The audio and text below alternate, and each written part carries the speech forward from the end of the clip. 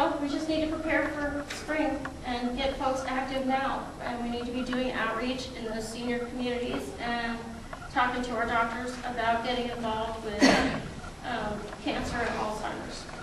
And that's the directions we need to go. Thank you so much.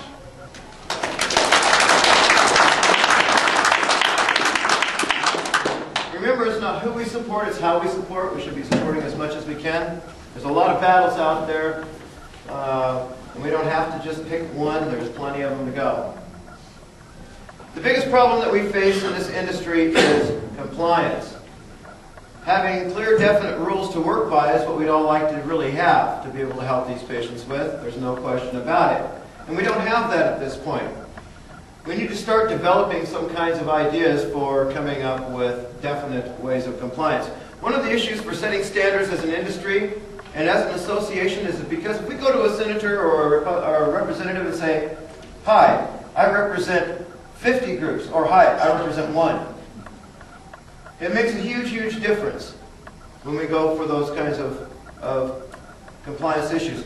What do we want? Do we want federal government and the legislators to come down and say, "Okay, this is the way we're going to create dispensaries, this is the way we're going to create production licenses"? By the way, no state has ever addressed production. How can you have the storefront without having the production? Protecting the farmer. It's got to start there. So there's a number of issues that we need to face as an industry together. What we do create, we need to keep in mind that it must be able to work with other states as well. We can't be so focused and so narrow-minded to think, okay, it's going to work only for my community. It has to be something that works not only for my community, but for the next community and the next community over from that.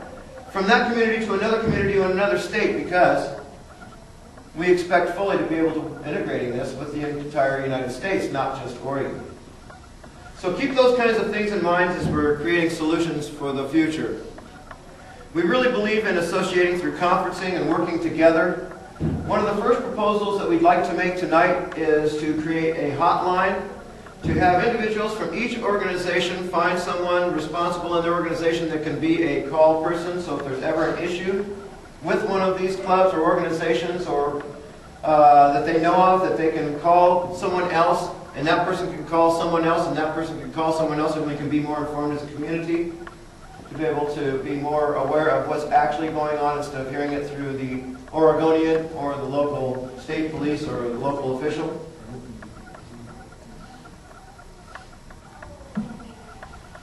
What we see coming up about this, I know a lot of people have talked about having what we call a Canavention. It was talked about, I wrote a small letter on it 2 years ago. And what I see a Canavention is not where we take all of our great leaders with their great ideas and make them gladiators and put them into the arena to fight to the death and see who wins. But to put them all together on the same kind of level and to be able to say, "Here, have your table for the moment and talk to the crowd." To be able to allow them to have their booth, to be able to allow them to have a workshop that says, "Hey, if you believe in my cause, we're going to talk more about it in this workshop. Come on by and join us." And making it open to the public, not just to the leaders. We can share populations of individuals of support. We can help support each other. We can help advance technology through competition. It's always been a way of keeping pricing. It's always been a way of advancement. There's a number of things that we face as businesses, all of these things you see listed up here. We can certainly have invited people from around the state to be able to come in and actually have information about these or have booths about these kinds of things that can show you the types of latest things there are. There's all kinds of cool stuff out there, everything from the iPad menuing systems on down to the communications and being able to take care of your compliance issues. Right now I'm going to finish up. I do want to say one more thing before I start inviting up some other speakers. And we are going to have another business conference. We're talking about possibly having one down in Grants Pass next February.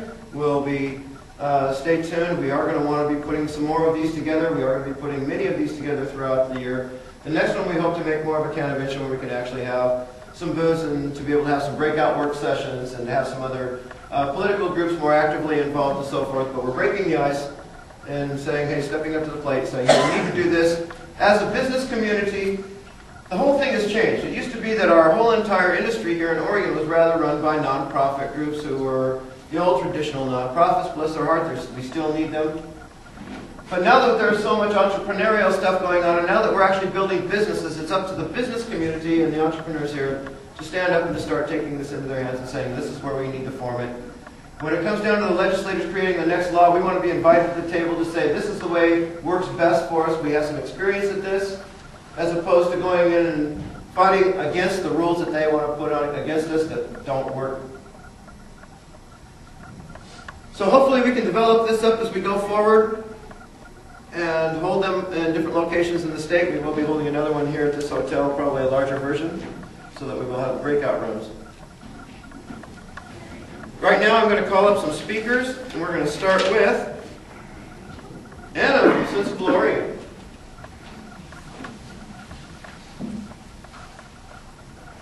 Thanks. Hi everybody, thanks so much for coming out tonight. My name is Anna Diaz. I am one of the founders of Oregon Normal.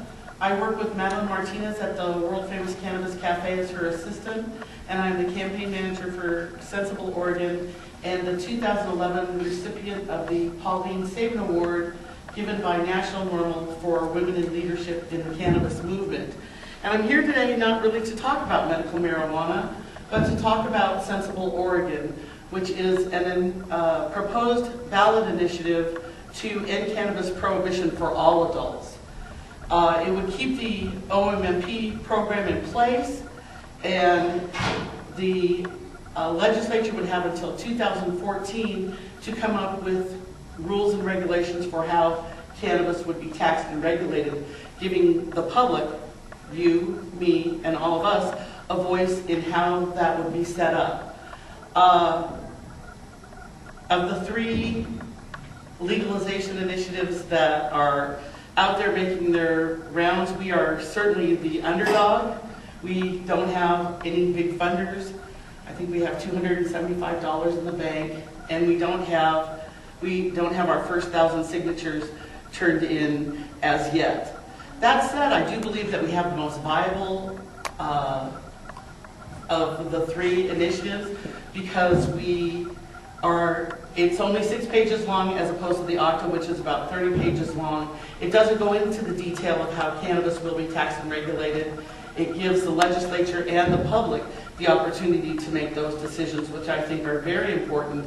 And it doesn't put cannabis into our state constitution, which I believe will be a problem for many voters here in Oregon. I just don't think that they're going to think that marijuana is something that needs to be put into our Constitution. So I have up here a few little handouts that talk a little bit more about what Sensible Oregon is about, and a few of our brochures, and of course I also have petitions. So if you're registered to vote in Oregon and you haven't signed it yet, I'd sure love to get your signature today, because like I said, we are certainly the underdogs. And I'm really happy to see that out of what looks like a bad thing, something good like this is coming. I think that one of the things that is sorely lacking in this movement is unity between not only medical marijuana, not only among medical marijuana groups, but in the cannabis community as a whole.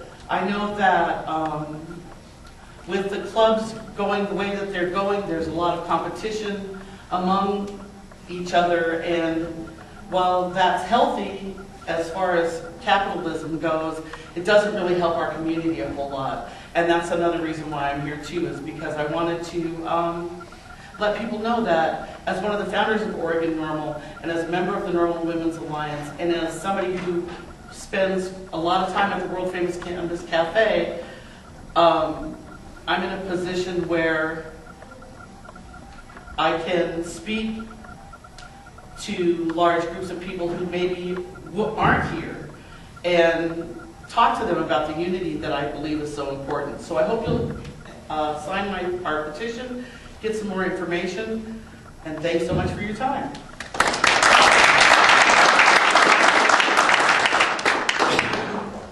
Thank you, Anna Diaz. We want everybody to know that if you haven't been down to the world famous Cannabis Cafe, you should absolutely go down there. It's quite an experience.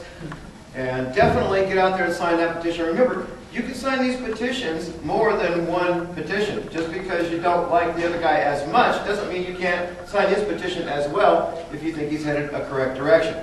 So there's a lot of that goes on here in Oregon where, oh gosh, I'm only in this camp and I can't possibly be seen anywhere near the other camp. Well, I have to remind folks that we're all in the same camp until the federal government comes around. We're all going to be ducking the cops and robbers. We're all in this together.